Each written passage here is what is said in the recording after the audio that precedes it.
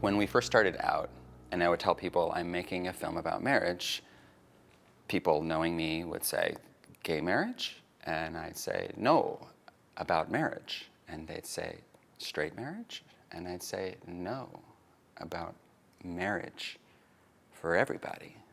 And it took a while for it to sink in for people that this wasn't about some kind of other experience or separate experience, but what I was going for was what we had in common.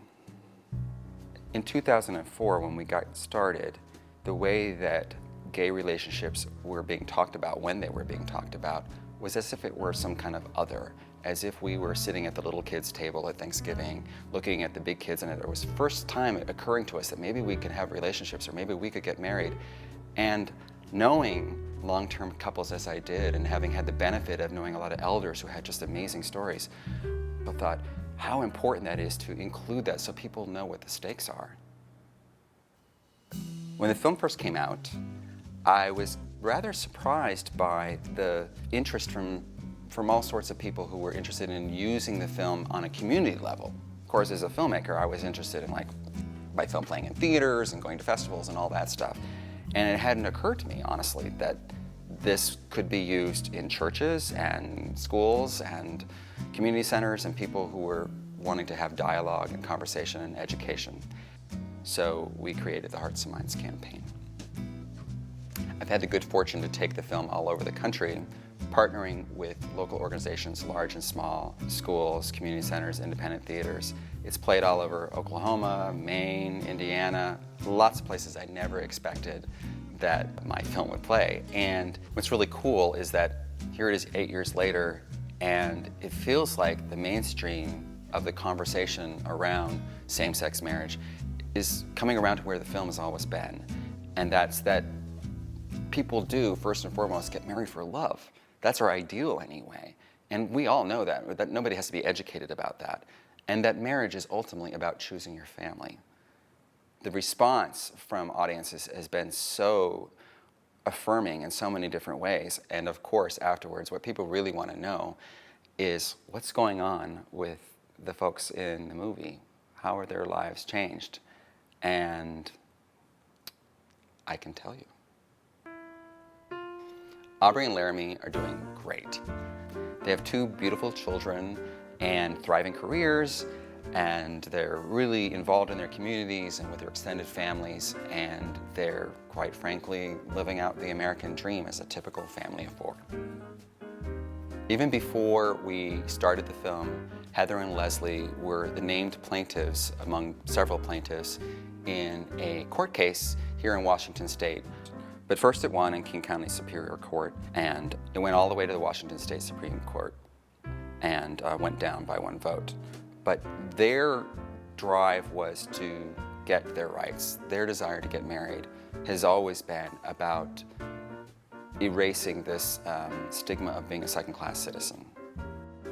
At the time that I interviewed Frank and John, they told me that they really didn't have an interest in a wedding or getting married. They grew up thinking of that as a very heterosexist tradition, and that just wasn't for them.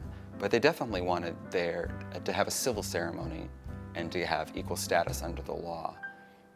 However, a couple of years after the film came out, I got a sweet little card from Vancouver, British Columbia that I wasn't expecting, and it was from a hotel, and it was from Frank and John, and they had eloped. I guess they got the bug. John and Susan, like a lot of divorced couples, still have a relationship in the sense that they're co-parenting their kids, and that's quite clearly their top priority. But John has been dating guys, and Susan is dating guys, and I think it's like this whole new chapter in each of their lives that's feels good. Tammy and Dana are doing great. They have a son through open adoption, Trey, who you see in the film very briefly as a baby, and he's now in the 1st grade. And they're fully accepted by both of their families now, too. It's a wonderful thing to see how far they've come, knowing the price that they've paid to fight to be who they are with great intentionality. I find Dana's story to be fascinating, if for no other reason that when she gets married next April, hopefully when it's legal, that'll be her third wedding. And you track that, it says something about what's going on here in terms of our society. Her first marriage was to a man. It was what she was expected to do as a young Mormon woman. And frankly, what a lot of young women are expected to do is just the expectation you're going to get married and raise kids. She did what she was supposed to do, and it was, of course, a disaster. Her next marriage was to the love of her life, Tammy. But, you know, it was on the basement floor in their home, and not everybody was invited, and it was sort of on the down low because they weren't really sure if everybody was going to be comfortable with it. So they kept it small. And I expect that the next one is just going to be full, open-hearted celebration of what they've got. And then there's my buddy Chuck. When we had the theatrical premiere of the film, we were donated a night at the Cinerama, the beautiful, wonderful theater here in Seattle.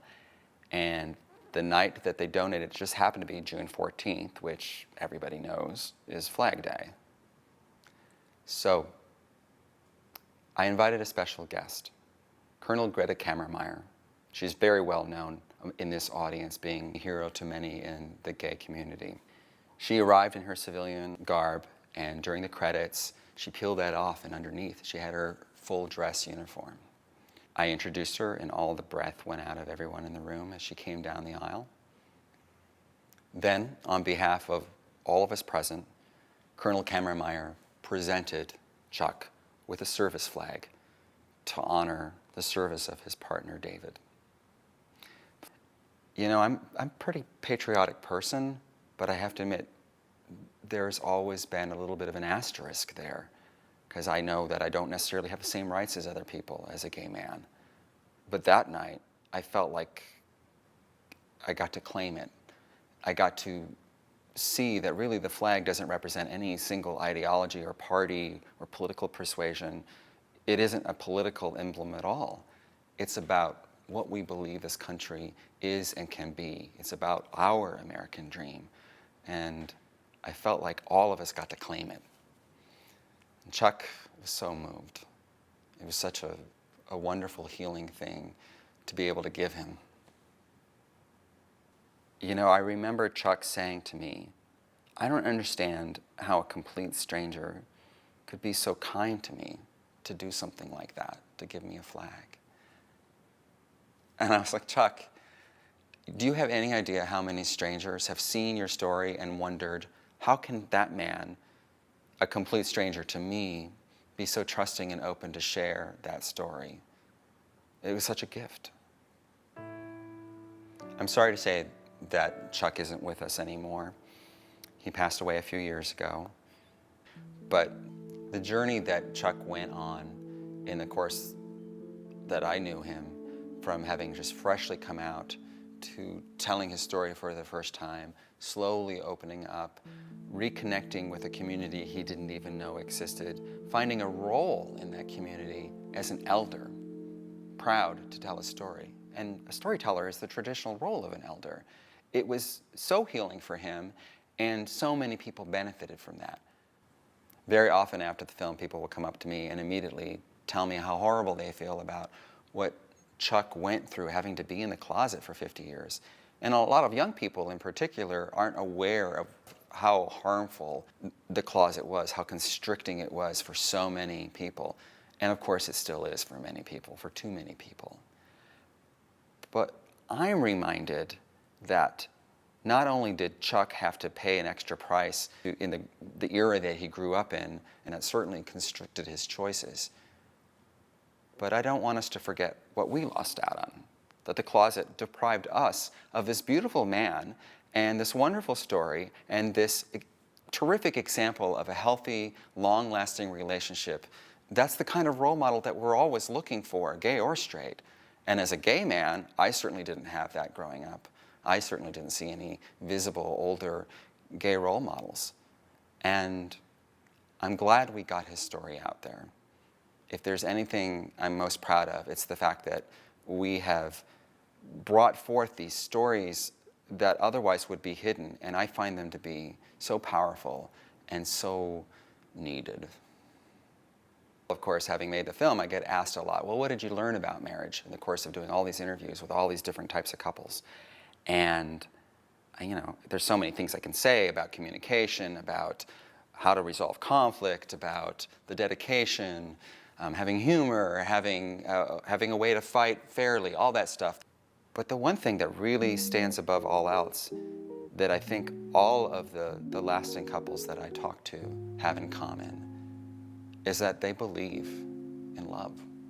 They believe in marriage. They believe in commitment. They really want it, and they believe it's real and that it can work, and it's that belief in it that carries them through, that allows them to make the sacrifices they need to make in order to make a relationship work. Anybody in a lasting relationship has to make those sacrifices, because Lord knows it's not easy. But it's that commitment and knowledge that it's worth it that I think really is so necessary to get there. We decided to have a wedding ceremony at Seattle First Baptist Church. We were anxious to wait till it was legal. And then this wonderful pastor said to us, why wait? Why don't you love each other and you want to have a statement in regard to that, so why don't you go ahead and get married? We were ambivalent. Petey and I were ambivalent, but the lead pastor was very encouraged that we wanted to do this. In fact, he pushed us a little bit. And so that's how it happened. We had a beautiful ceremony, October 29th, 2005, with 150 wonderful friends gathered there. The day was very exciting. The day was just more than I even thought it could be. And we were so in love, and even during the ceremony, we were talking to each other about, can you believe this, you know? Outside of meeting Petey, it was the second most wonderful day of my life. And you say, well, it's not legal, and it's not, but it has such validity because the most important people in your life are there with you, celebrating with you, and sanctioning your relationship. That's the beauty. It was a great day.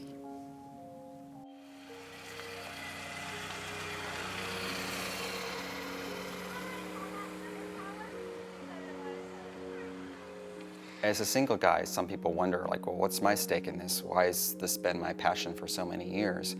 And of course, you know, I care about equal rights, but both from a cultural perspective, but also a very personal perspective, I realize how important it is for love to be affirmed. Love, period. It doesn't necessarily have to be in the form of a committed relationship, but we're all capable of love. And I truly believe that most of us have love as the most motivating factor in their lives. And to be able to embrace that and to say that there's nothing wrong with it and that we should be affirming it and celebrating it and supporting it in every possible way we can, I can't think of any better thing to do with my time.